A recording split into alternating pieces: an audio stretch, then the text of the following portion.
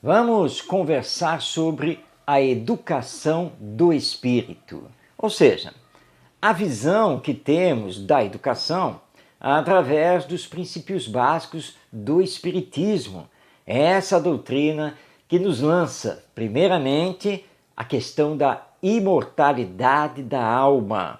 Isso é muito importante, porque ao olharmos para a criança ou para o jovem como filho ou como aluno, na verdade, nós estamos vendo uma alma imortal, pré-existente e sobrevivente, porque nós temos a vida futura, a vida depois da morte. Ou seja, nós não somos apenas o corpo biológico, nós não somos apenas o cérebro, os neurônios, as células. Não, nós somos a alma, a individualidade que pré-existe e que sobrevive após a morte.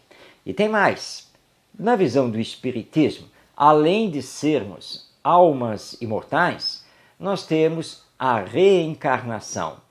Ou seja, já tivemos muitas existências, como teremos outras. Em cada existência, em épocas diferentes, nós assumimos um novo corpo físico, uma nova personalidade, uma nova circunstância social. Por que isso? Porque são através das provas aqui da matéria que nós conseguimos progredir, tanto do ponto de vista moral quanto intelectual.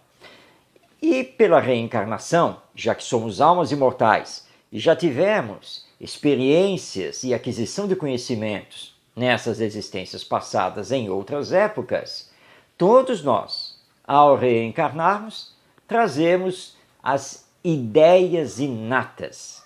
Você já parou para pensar de onde vem aquela determinada habilidade, aquela determinada competência, aquela determinada ideia que a criança em tenra idade já demonstra e que você, admirado, olha assim e diz: mas como ela é inteligente, como ela é esperta.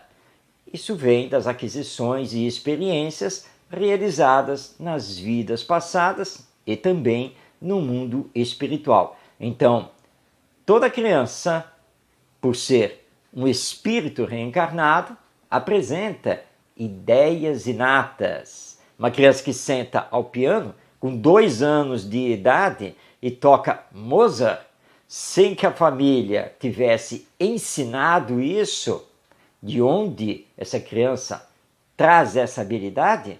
Somente a reencarnação para explicar. Mas não são apenas ideias inatas que o espírito traz. Traz as tendências de caráter. E dentro da educação, este é um assunto prioritário. Por estar no período infantil, a criança tem uma aura de inocência, mas o espírito reencarnado que ali se encontra pode ser um espírito bom, mas pode ser um espírito mau, pode ser um espírito já com certo desenvolvimento das virtudes, mas pode ser um espírito trazendo más tendências de caráter. Na verdade, nós não sabemos quem ele é, qual é o seu passado e quais são as ligações que ele tem conosco, pais e professores, avós, tios, enfim, nós adultos que somos agora os seus educadores.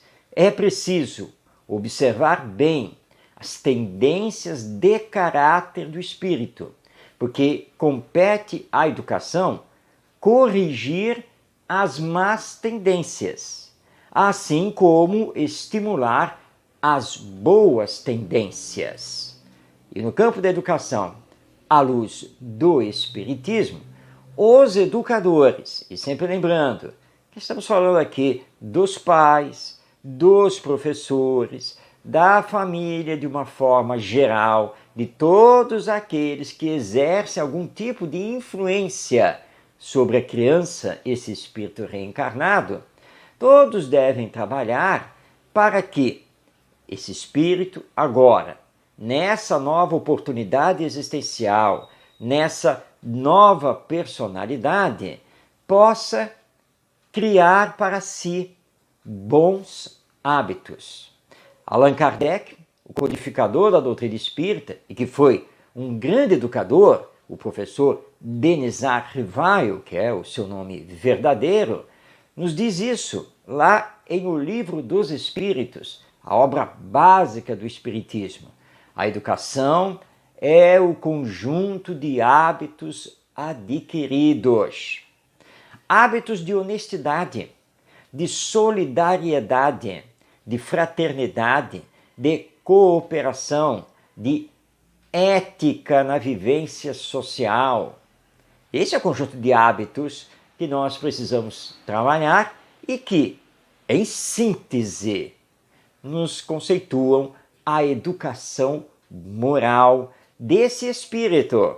Não podemos esquecer disso, que está agora nesta nova existência, nesta nova oportunidade de progresso. Para o Espiritismo, a educação é muito importante, mas ela começa no lar, continua no lar e precisa se integrar à escola. Mas não somente, porque a vida educa.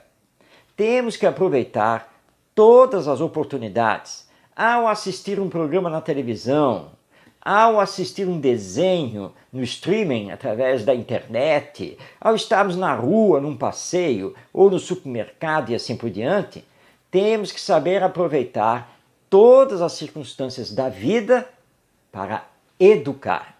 Mas lembrando, não se educa simplesmente através de sermões, de pedidos, de barganhas ou de ameaças de castigos. Educa-se pela força do exemplo.